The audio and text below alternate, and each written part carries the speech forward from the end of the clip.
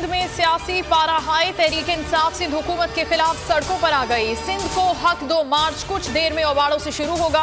शाह महमूद कुरैशी कहते हैं सिंध की अवाम गुलामी की जंजीरें तोड़ दें। हमारे रास्ते में रुकावट डाली गई तो पंजाब में हमारे कारकुनान इस बात को नोट करेंगे। बिलावल पंजाब में अपना मौक़िफ़ पेश करेंगे, हमें सिंध में अपना मौक़िफ़ पेश करने दें।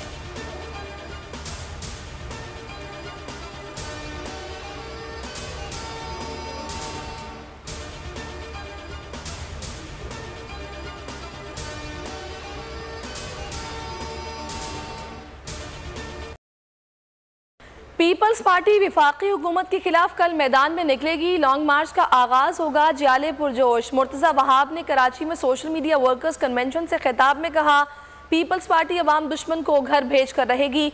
गो न्याजी गो के नारे इस्लामाबाद तक लेकर जाएंगे।